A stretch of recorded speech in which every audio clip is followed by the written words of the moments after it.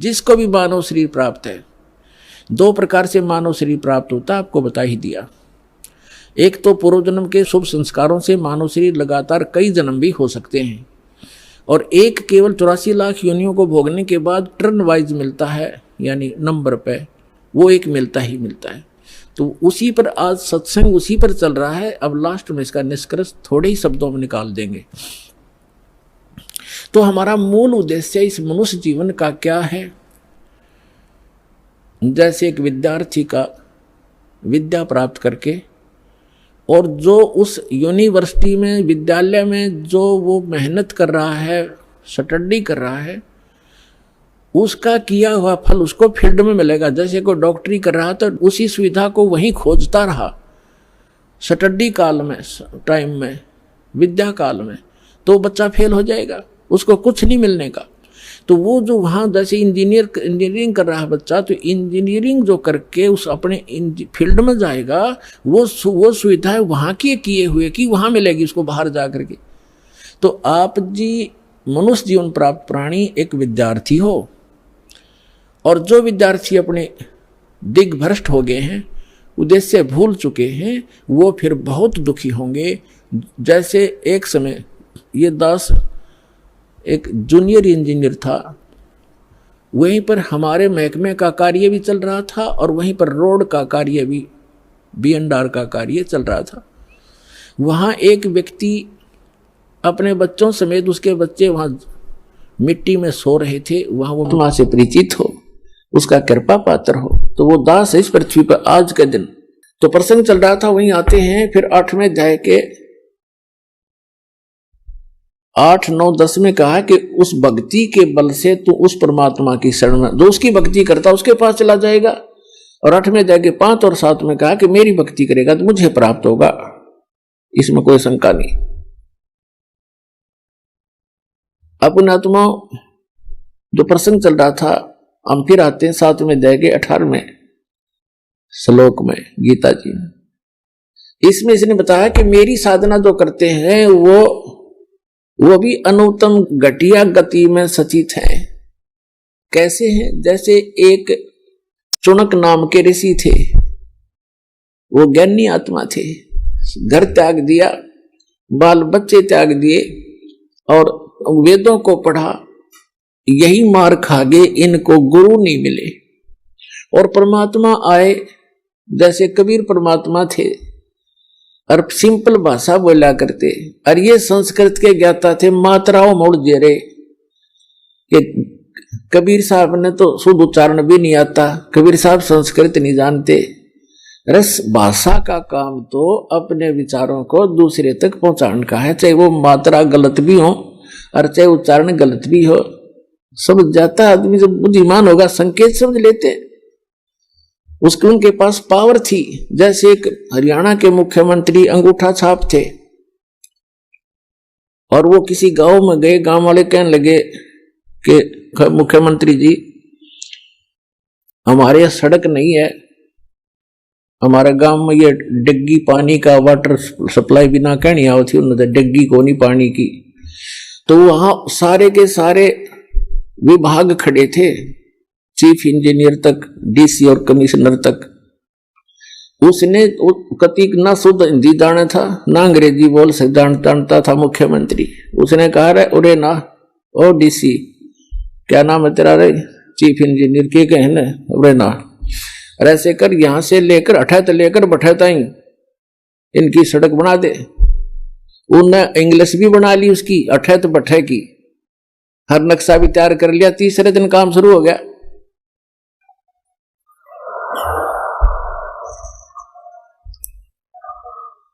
तो पुण्यात्माओं जो ये बकवास करते हैं ना, राम पालना संस्कृत नहीं आती, फलाना नहीं आता, ये तो वही हैं नकली। दास के पास वर्ड पावर है उस परमात्मा की दी हुई। जिस भी शब्द से बोलूंगा परमात्मा खूब जान लेता है, और आपके सारे काम करेगा, मेंट नहीं लगेगी।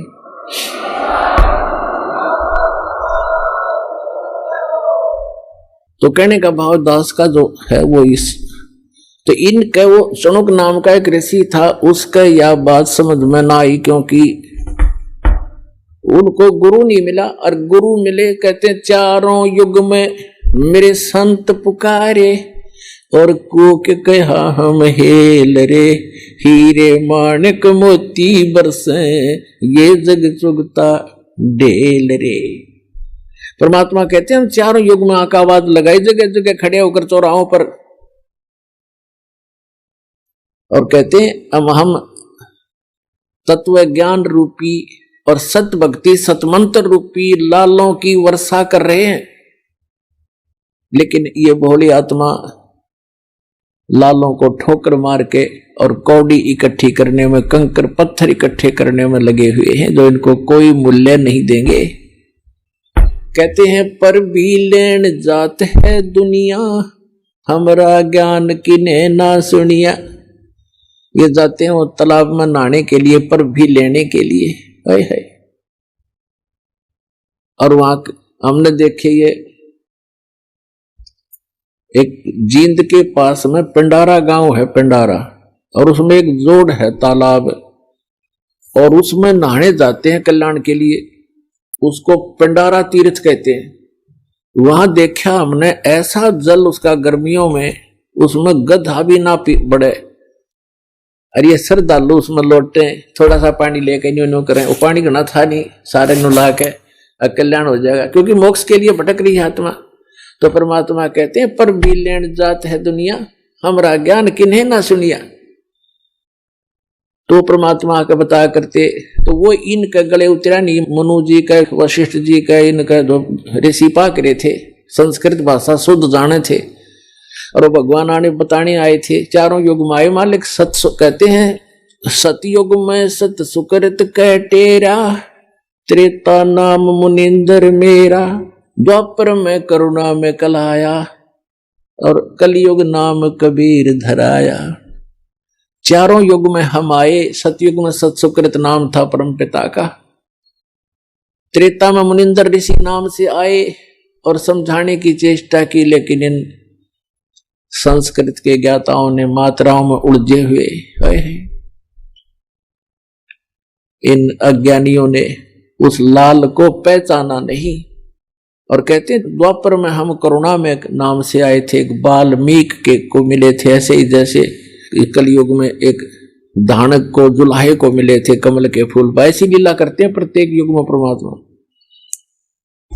और कलयुग में कबीर नाम से आए थे। तो ये क्या बताते हैं परमात्मा कि हम चारों युग में आते हैं, और ये मात्रा की व्याकरण की भक्ति करने वाले ये भगवान को पहचान नहीं पाते। तो क्या बताते हैं परमात्मा ने बताया है कि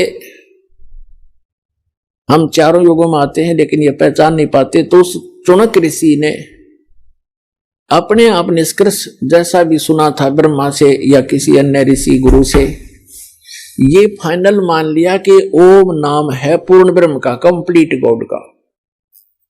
और उसके साथ साथ एक समय जब ब्रह्मा जी कमल के फूल पर इस काल ने धोखे से बैठा दिए, उससे पहले का उसका जीवन ब्रह्मा जी को कुछ नहीं मालूम है, कैसे जन्म हुआ, कहां से आ गया। कमल के फूल के ऊपर वो बैठा पाया, तब उसने सोचा सब पानी ही जल है, अब यहां मैं कैसे उत्पन्न हो गया। तो आकाशवाणी कर दी इस काल भगवान सरपुरुष ने, इनके पिता ने क्या कहा कि तप करो। 1000 वर्ष तक ब्रह्मा जी ने तप किया, फिर कहा सृष्टि करो। अब उनकी बैटरी चार्ज कर दी सिद्धियों से, तब से सिद्धियां आती हैं, और सिद्धियों से यहाँ के जंतर मंत्र इसी को, इन्हीं खिलौनों से खेल कर प्रसन्न है। उसमें सिद्धियां आ गई तप करने से, और उसको फिर ये ब्रह्मा की पदवी दे दी, जिसके अंदर ऐसा गुण भर रखा था। इन सिद्धियों से और स्पीड से घूमते चलते हैं वो गुण की रेज, ऐसी टेक्निक है इसकी, आध्यात्मिक टेक्निक। तो कहने का भाव ये है कि ब्रह्मा जी ने गलती से उस आकाशवाणी को भी पूर्ण परमात्मा का आदेश मान लिया, और वही सभी ढंढोरा पीट दिया अपने वंशजों को, इन ब्राह्मणों को या ऋषियों को।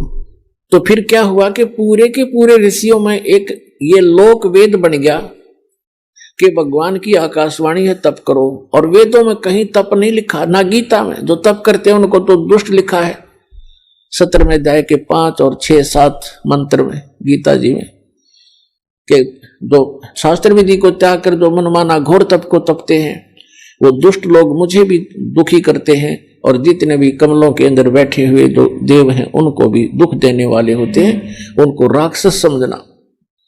लेकिन यह जी इनका काम करी नहीं, इन्होंने तप वहां से ले लिया, ओम नाम का जाप यजुर्वेद अध्याय नंबर 40 के मंत्र नंबर 15 से सिलेक्ट कर लिया, कहीं की ईंट और कहीं का रोड़ा। अब टुनक ऋषि ने साधना शुरू की, जैसे ये करते ही रहे हैं,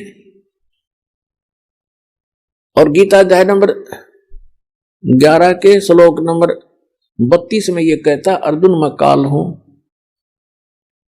और सबको नष्ट करने के लिए प्रवृत्त हुआ हूं।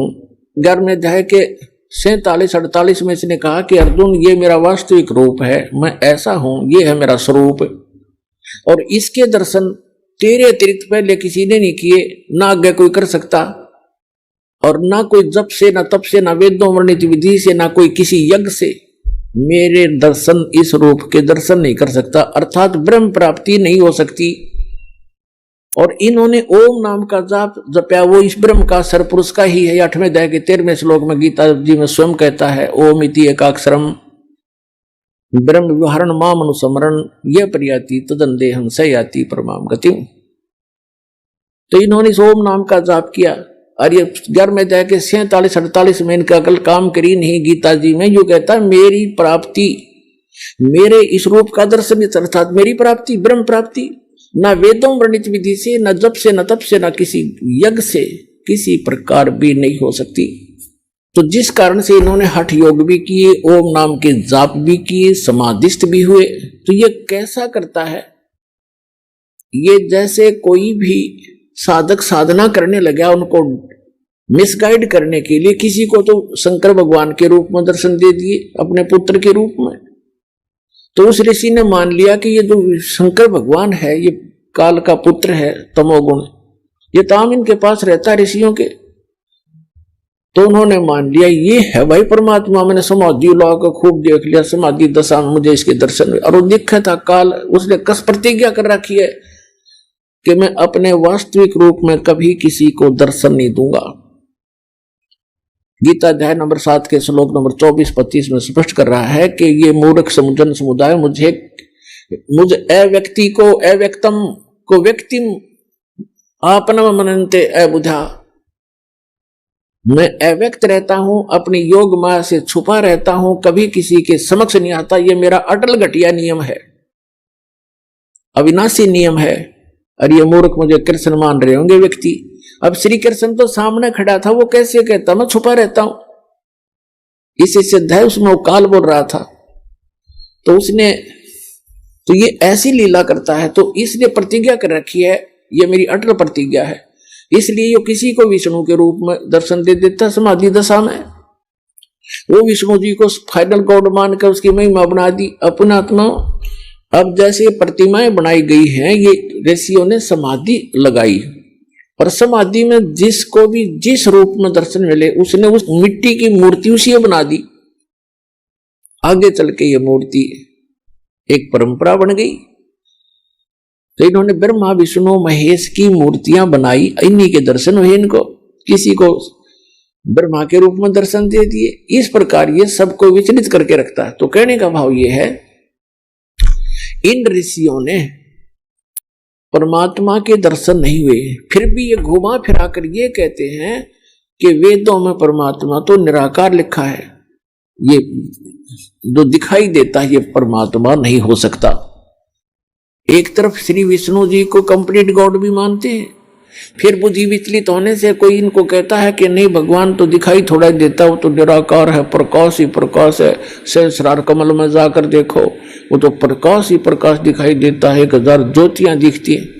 तो फिर ये वहां डगमग हो गए। सचमुच ये निष्कर्ष निकाल ही नहीं सके, क्योंकि इनकी साधना व्यर्थ थी, इनकम्प्लीट स्पिरिचुअल नॉलेज था। तो टुनक ऋषि ने हजारों वर्षों तक परमात्मा प्राप्ति के लिए कोशिश की, भगवान मिले नहीं, और ये एटम बम बन जाते हैं ज्यादा तप और जप करने से, इस काल तक की भक्ति करने से। और यही कारण है कि काल फिर इनका दुरुपयोग करता है। रिमोट उसके हाथ में होता है इनका सबका।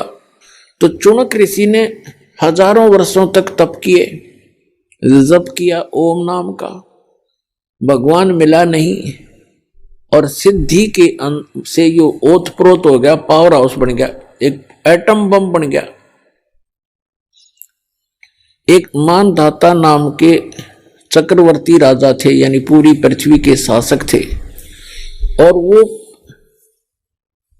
1 वर्ष में, 2 वर्ष में, 10 वर्ष में, जैसा भी उचित समझते थे, पूरी पृथ्वी पर निरीक्षण किया करते थे। चक्रवर्ती राजा करता था कि किसी अन्य भूभाग के भूपति को, यानी छोटे राजा को, मेरी पराधीनता अस्वीकार तो नहीं होगी है। तो उसके लिए वो क्या करते थे, एक राजा का पर्सनल हॉर्स होता था, अपना घोड़ा निजी, उसके गले में एक पंपलेट लगा दिया करते थे। उसके साथ सैकड़ों हजारों की संख्या में सैनिक चल पड़ते थे।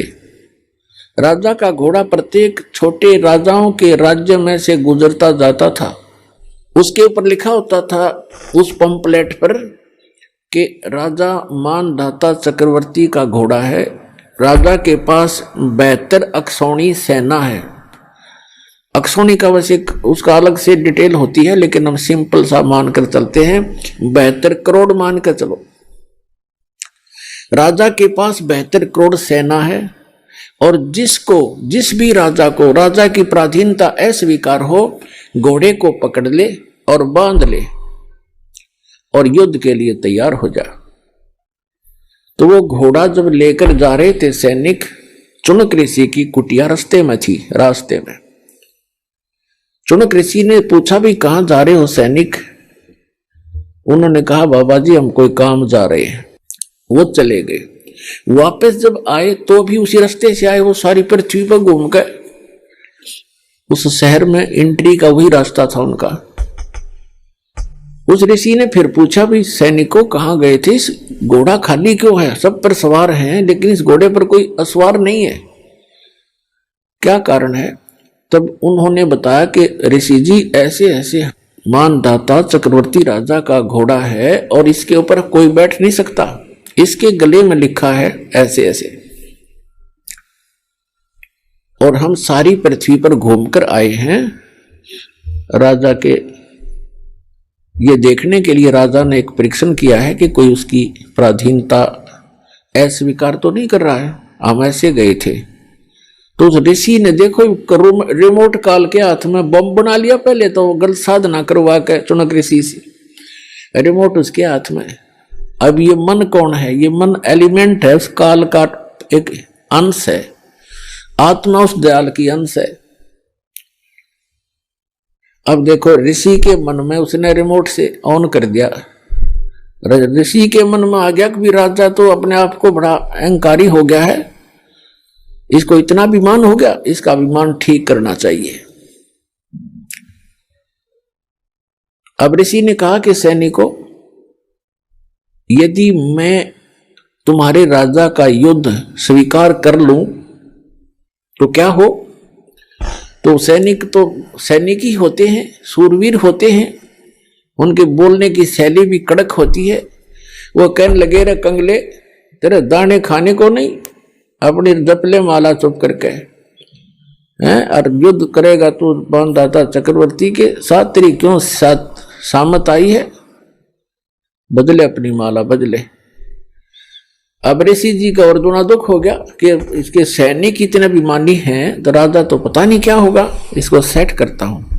तो चुनक ऋषि ने कहा कि मैंने स्वीकार कर लिया तुम्हारे चक्रवर्ती राजा का युद्ध, और इस घोड़े ने बांध दो मेरी कुटिया के इस पेड़ के। अब वो सैनिक तो तैयार बैठे थे, बांध दिया घोड़ा तुरंत। अभी आए ऋषि जी, हम एक आज्ञा ले आते हैं राजा की। अब राजा को जाकर बताया कि ऐसे ऐसे एक चुनक नाम के ऋषि ने आपका युद्ध स्वीकार कर लिया। राजन मंत्री सलाहकार होते हैं, वो कहते हैं देखो आज एक आदमी की हिम्मत, एक ने सिर उठाया है राजन, कल ना कोई और भी बकवाद कर देगा, धीरे धीरे क्रांति आ जाएगी। और कहते हैं बुराई को शुरुआत में ही नष्ट कर देना चाहिए। तो राजा ने कहा ठीक है जाओ। तो राजा ने अपनी सेना की 3 विभाग कर दिए, 3 बटालियन बना दी और एक टुकड़ी में 18 करोड़ सेना भेज दी एक ऋषि को मारने के लिए।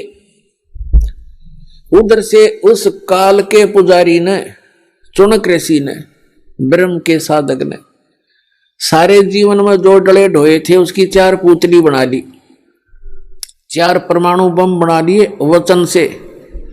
पुणात्मा जो आध्यात्मिक मार्ग है, जो साधना ऋषि करते हैं, ये भगवान से ही कुछ पावर कलेक्ट कर लेते हैं। और वो तो समर्थ है जिसके वचन से सारे ब्रह्मांड चल रहे, सब जीव बन गए, सब पशु पक्षी बन गए, बन रहे हैं, उसी तरह क्रिया कर रहे हैं, वो तो उसके वचन की शक्ति से। और उसी में से थोड़ी सी सिद्धि यानी हल्दी की गांठ प्राप्त करके ये मनुष्य भगवान बन बैठता है। तो चुनक ऋषि ने उस सारे जीवन में जो डले डोए थे, जो कंकर पत्थर इकट्ठे करे थे सिद्धियों के, उसकी 4 पुतली बना दी, 4 एटम बम बना दिए, परमाणु बम। एक पुतली छोड़ दी, उसके इतने टुकड़े हो गए एक पुतली के, और उस 18 करोड़ सेना का सेकंडों मिनटों के हिसाब में नाश कर दिया, कत्लेआम कर डाला। राजा ने दूसरी टुकड़ी भेज दी, ऋषि ने अपना दूसरा परमाणु छोड़ दिया, 72 करोड़ सेना का नाश कर दिया उस काल के पुजारी ने। अब गीता अध्याय नंबर 7 के श्लोक नंबर 18 में गीता ज्ञानदाता कहता है, ये ज्ञानी आत्मा है तो उदार अच्छी आत्मा है, चले थे भगवान पाने के लिए, लेकिन ये मेरे वाली अनुतम अटल अनुतम यानी मेरे वाली ही अनुतमाम अति घटिया गति में स्थित रहे। अब देखो चुनक ऋषि ने 72 करोड़ सेना का नाश कर दिया। पुण्यात्माओं, चाहे कोई तीर तो मार दे, कोई तलवार से काट दे, कोई गोली लाठी तो मार दे, पत्थर तो मार दे, उसको उतना ही पाप लगता है। और चाहे कोई वचन से मार दे, उसका वो हथियार है तो वो उतना ही अपराधी है जितना के गोली से मारने वाला होता है। अब पूरी पृथ्वी पर चुनक ऋषि की महिमा होगी, लेकिन उस कमबख्त ने ये नहीं पता था, न तो अपने भविष्य में बबुल बिजली। अब यहां परमात्मा कहते हैं 72 अक्षौणी अक्षय करी चुनक ऋषि स्वर एक, ये दे धारे जोरा फिर ये सभी काल के वेख। सूक्ष्म वेद में बताया परमात्मा ने कि 72 अक्षौणी अक्षय करी, 72 अक्षौणी का नाश कर दिया उस चुनक ऋषि स्वर एक। पुण्यात्माओं, ये सूक्ष्म वेद की वाणी कोई बालकों की नहीं है, ये इतना गूढ़ रहस्य छुपाए हुए हैं अपने अंदर। ये इन आज तक के ये कबीर पंथीर फलाने इन रोज पढ़ते थे, गरीबदासी इनका कख भी समझ में नहीं आया। चुनक ऋषि स्वर एक, ऋषि स्वर जैसे मुनि मुनिवर, ऋषि ऋषिवर, ऋषिश्वर यानी ऋषियों में श्रेष्ठ, उन श्रेष्ठों में भी श्रेष्ठ, परम श्रेष्ठ ऋषि। उस परम श्रेष्ठ ऋषि के ये काले कर्म है, ये कर्तव्य है काले कारनामे। क्या बताते हैं कि 72 अक्षौणी अक्षय करी चुनक ऋषिश्वर एक, उस अकेले ने 72 करोड़ का नाश कर दिया। और फिर बताते हैं दे धारे जोरा फिरे, जोरा माने मौत, क्या ये चलती फिरती मौत है तुम जिनको ऋषि कहा करते थे। ये दे धारे जोरा फिरे, जोरा माने मृत्यु, ये सभी काल के भेख। एक दुर्वासा नाम के ऋषि थे, ऐसे सिद्धि ये काल की साधना करके ओम नाम तक की, और ये भी सिद्धि युक्त हो गए। एक बार श्री कृष्ण जी के पुत्र प्रद्युम्न सहित और कुछ अन्य यादवों ने जाकर दुर्वासा ऋषि के साथ मजाक कर दिया, एक गर्भवती लड़की का सांग बना लिया, प्रद्युम्न को गर्भवती लड़की जैसा स्वांग कर लिया उसके पेट पे एक कढ़ाया बांध लिया, छोटा सा कढ़ा, जैसे छोंक छांक लान की हुआ कर कढ़ाई सूखी सब्जी बनाने की, और ऊपर का कपड़ा लपेट दिया, लोगड़ लगा दिया, बांध दिया, और लड़कियों वाले वस्त्र पहना कर ले गए। एक उसका नकली पति बना लिया। और द्वारका के बाहर बनी में जंगल में दुर्वासा भक्ति कर रहा था, दोना लाए बैठा था। तो सबको ये हो गया था नगर में कि बड़ा पहुंचा हुआ ऋषि है, भविष्य भूत और वर्तमान की सारी जानता है। तो वो श्री कृष्ण जी की आड़ में अभिमानी हो गए थे यादव सारे। वो श्री कृष्ण तो ऊपर किसी ने नहीं माने थे। फिर भी जैसा तत्व ज्ञान की कमी से इतनी त्रुटियां सभी में आ जाती हैं, तो वो इकट्ठे होकर चले कि भी चलो दुर्वासा की परीक्षा लेते हैं, ये कैसा बहुत भविष्य की जानता है। दुर्वासा जी के पास जाकर कहने लगे कि महाराज जी, इनके बहुत दिनों के बाद विवाह के 10-20 वर्ष के बाद परमात्मा ने सुनी है, और ये इसकी पत्नी है, इसको गर्भ रहा है। ये उतावले हो रहे हैं ये जानने के लिए कि इनके पुत्र होगा या पुत्री। आप तो भूत भविष्य की सारी जानते हो। दुर्वासा ने देखा अपना जानते हैं, दूरबीन लगा के, वो तो सारा फंड था। उसने श्राप दे दिया उनको कि इससे यादव कुल का नाश होगा। भागो उठाया चमटा, फिर वो करी लाल आंखें, वो बालक भाग लिए। उसके वचन से 56 करोड़ यादव आपस में लड़के मर गए, कटके कत्लेआम कर दिया उन्होंने। उस वचन से इतना प्रभाव हो गया उनमें, आपस में लड़ मरे। तो यहां क्या कहते हैं, सूक्ष्म वेद में कहा है कि दुर्वासा कोपे तहां समझने आई नीच,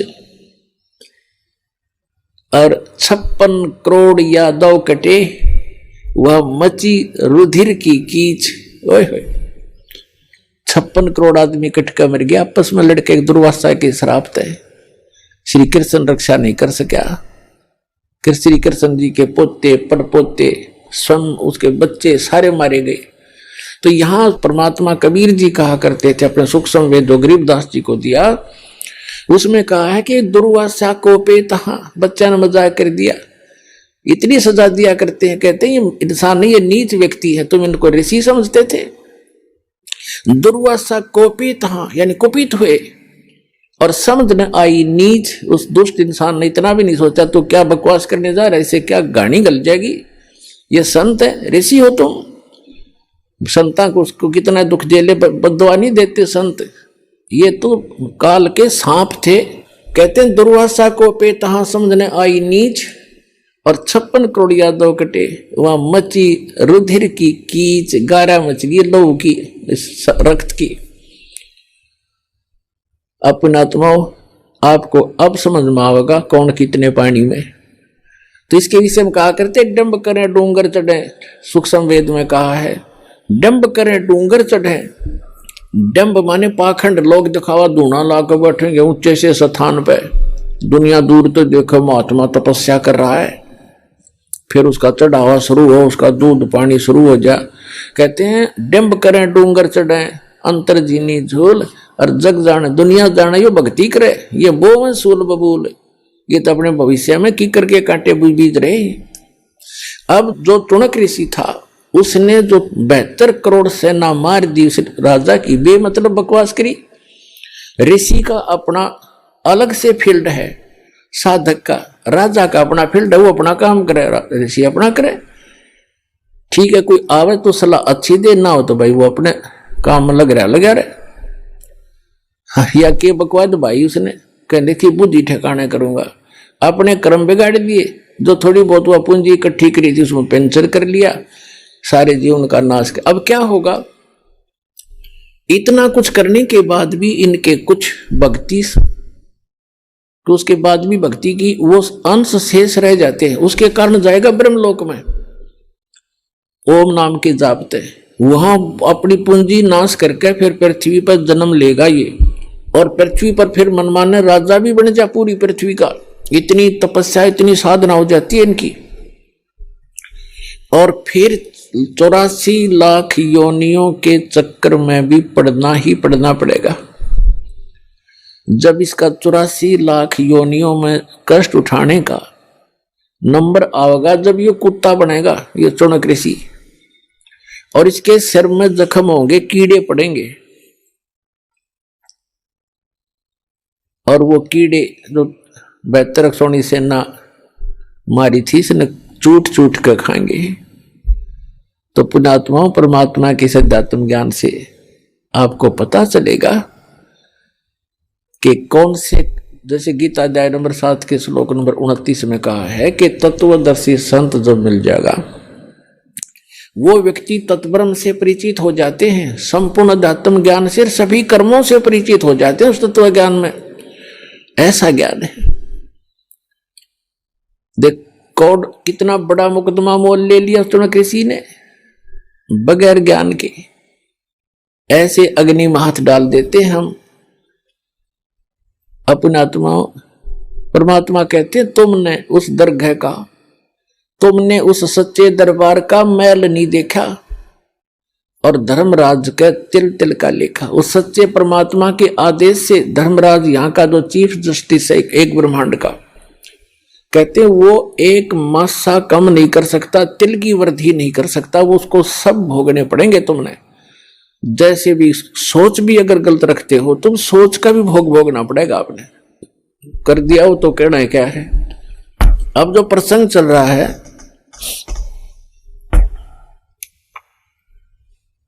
एक समय एक गुरु और शिष्य चले जा रहे थे। रास्ते में एक मछियारा मछली पकड़ रहा था किसी सरोवर से,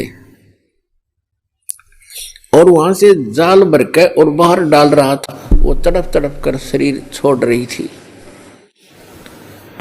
उस लड़के ने, शिष्य ने, छोटा बालक था 10-15 वर्ष का, उसने पूछा गुरुजी ये प्राणी जो ऐसा अपराध कर रहा है इसको क्या सजा मिलेगी। गुरुजी कहने लगे बेटा फिर बताऊंगा, अब आजा।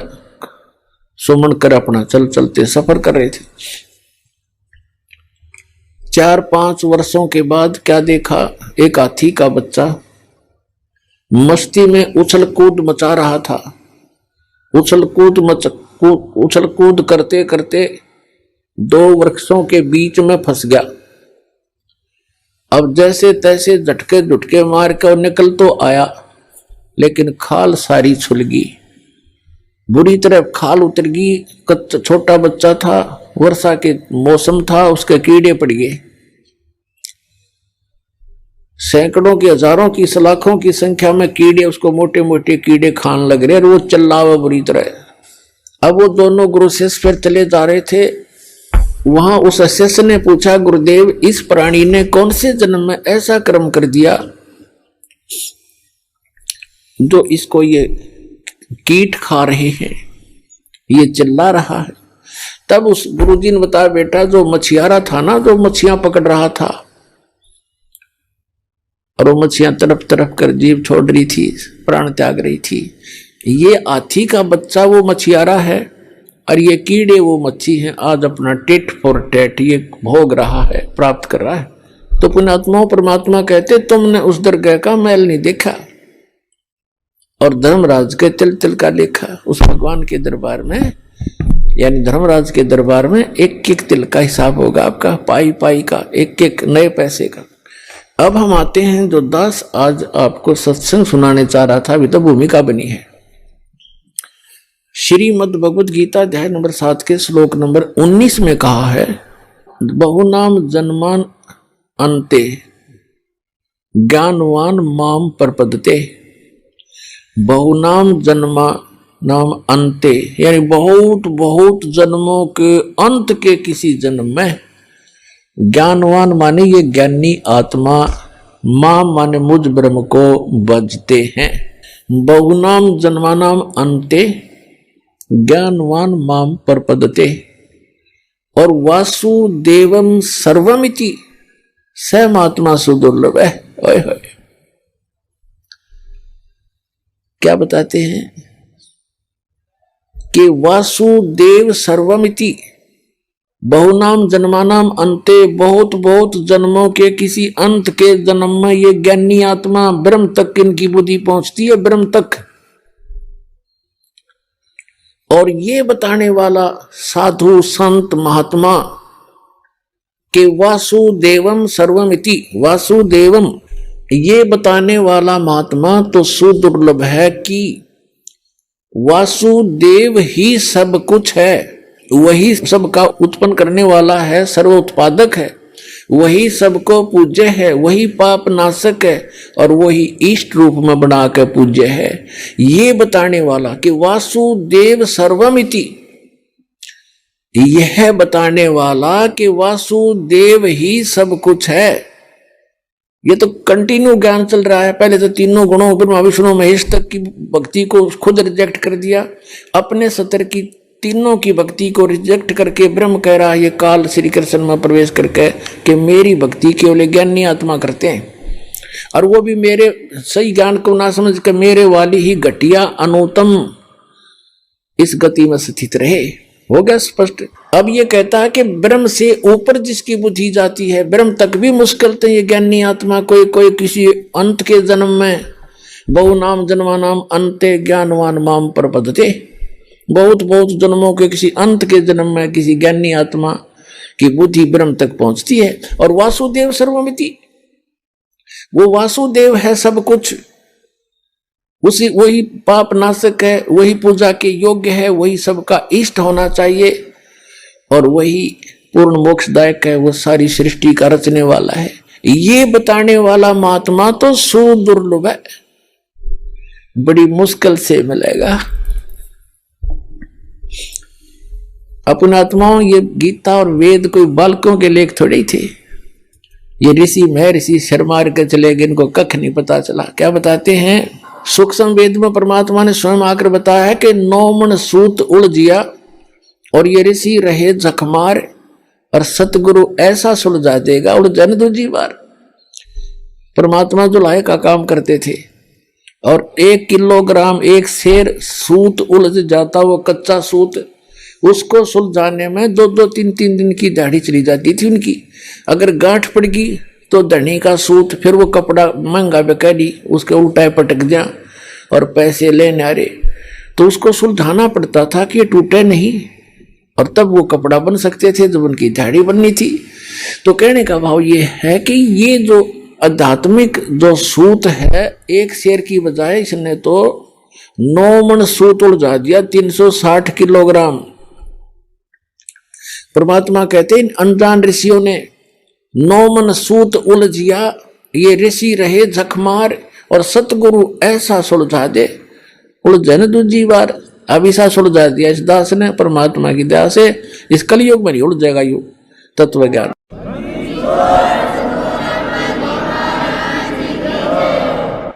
कोई भक्ति करियो चाहे ना करियो, वो अलग बात, उसके भाग्य पर डिपेंड करेगी। अब जैसे कहा कि वासुदेव सर्वमिति, वासुदेव का अर्थ श्री कृष्ण नहीं है। वेदों में वासुदेव का अर्थ है जो सबका मालिक, जिसकी सत्ता सब जगह पर हो, सब जगह उसका निवास हो। जैसे परमात्मा ने सूक्ष्म वेद में बताया कि अर्श कुर्स पर अलह तख्त है, उस परमात्मा का तख्त राजधानी ऊपर है, अर्श के कुर्स में, कॉर्नर में, सबसे ऊपर के स्थान पर। अर्श कुर्स पर अलह तख्त है, खालिक बिन नहीं खाली। कहते उस परमात्मा के बिना उसकी नजर से कोई जरा सा भी टुकड़ा उसके ब्रह्मांडों का बचा नहीं है, सब जगह उसकी दृष्टि है, यानी उसकी पावर सब जगह विद्यमान है। और परमात्मा भले ही ऊपर बैठा है। तो कहते हैं वासुदेव का अर्थ है जिसकी सत्ता सबके ऊपर हो, सब जगह उसका वास हो। जैसे परमात्मा की परिभाषा के अंदर क्या आता है, एक सिंपल सा उदाहरण है। जैसे एक तहसीलदार भी साहब कहलाता है, एक तहसीलदार भी साहब कहलाता है, एक एसडीएम भी साहब कहलाता है, और डीसी और कमिश्नर, मंत्री, मुख्यमंत्री, प्रधानमंत्री और राष्ट्रपति, ये सभी साहब कहलाते हैं।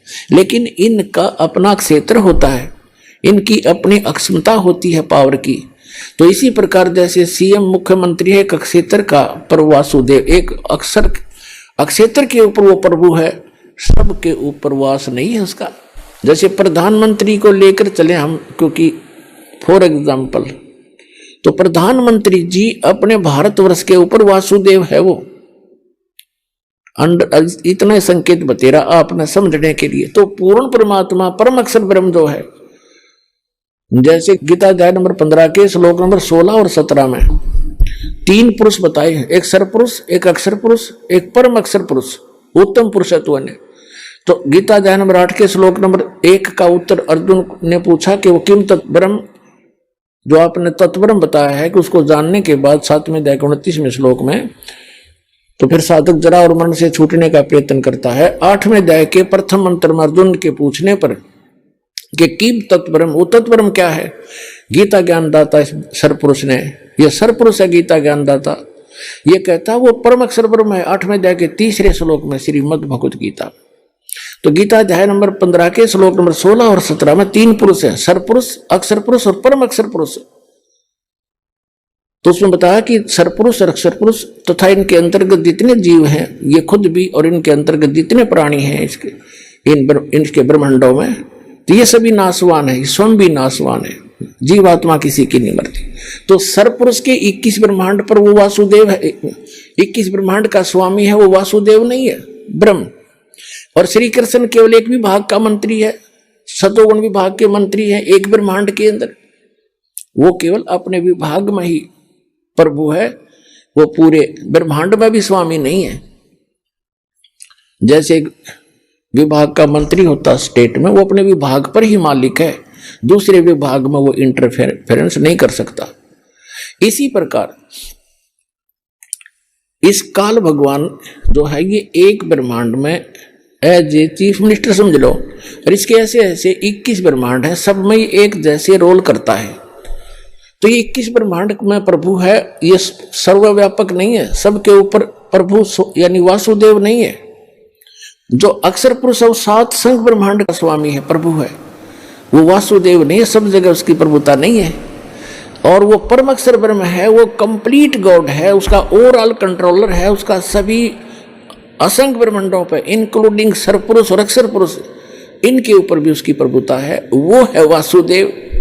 तो गीता अध्याय नंबर 7 के श्लोक नंबर 19 में स्पष्ट किया है कि बहुनाम जन्मानाम अन्ते ज्ञानवान माम प्रपद्ये, और वासुदेव सर्वमति सहमात्मा सुदुर्लभ है, ये बताने वाला के वो वासुदेव ही सब कुछ है, उसी की पूजा करनी चाहिए, वो पाप नाशक है। गीता अध्याय नंबर 15 के श्लोक नंबर 17 में कहा है कि उत्तम पुरुष तु अन्य परमात्मा इति उदारते, यह लोक तरमाविश्य विवर्ती अवय ईश्वर है। उत्तम पुरुष तो इन दोनों से, सरपुरुष और अक्षर पुरुष से, वो श्रेष्ठ भगवान परम अक्षर ब्रह्म तो कोई और है, और वो वही भगवान कहलाता है। और तीनों लोकों में प्रवेश करके सबका धारण पोषण, सबका वही पालक है। जैसे गीता अध्याय नंबर 15 के श्लोक नंबर 1 से 4 में स्पष्ट किया है कि ऊपर को लटका हुआ संसार रूपी वृक्ष है, और उसका तना तो समझो अक्षर पुरुष, उसकी मोटी डार सरपुरुष, और 3 शाखा है, ये तीनों देवता रजगुण ब्रह्मा सतगुण विष्णु तमगुण शिव जी, और 5 रूप संसार। और जो गुप्त है वो जड़ कौन है, वो परम अक्षर ब्रह्म है। तो परम अक्षर ब्रह्म रूपी मूल से, जड़ से ही सभी संसार रूपी वृक्ष को आहार प्राप्त होता है। तो इसलिए गीता अध्याय नंबर 15 के श्लोक नंबर 17 में कहा है कि उत्तम पुरुष तु अन्य परमात्मा इति उदारते। वैसे पुण्यात्माओं, परमात्मा की परिभाषा अगर आपको बताने लगूंगा तो विषय अलग हो जाएगा, काफी समय लग जाएगा। परमात्मा उसको कहते हैं जो किसी की आत्मा नहीं दुखावे, कोई किसी का बेटा नहीं मारे, किसी की बेटी नहीं मारे, किसी का कैंसर नहीं करे, किसी का कोई दुख नहीं दे, केवल सुख सुख दे, उसको परमात्मा कहते हैं, श्रेष्ठ आत्मा। और हम उस परमात्मा को ना समझकर इस काल को परमात्मा कहने लगे। और किसी का बेटा मर गया, किसी की बेटी मर गई, किसी का बाप मर गया, किसी की माँ मर गई, कुंबा का कुंबा घाणी, कैंसर से पीड़ित हाहाकार मच रहा है। ये परमात्मा का लोक है, परमात्मा का लोक सतलोक है, जहाँ दुख नाम की चीज नहीं। तो गीता अध्याय नंबर 15 के श्लोक नंबर 17 में स्पष्ट किया है कि उत्तम पुरुषत्व इन दोनों से अलग है, वो श्रेष्ठ भगवान पुरुषोत्तम, और जिसको परमात्मा कहा जाता है। और ये लोक तरम अवश्य विवर्ती अवय ईश्वर है, जिस जो तीनों लोकों में प्रवेश करके सबका पालन करता है, वो है वो अविनाशी भगवान।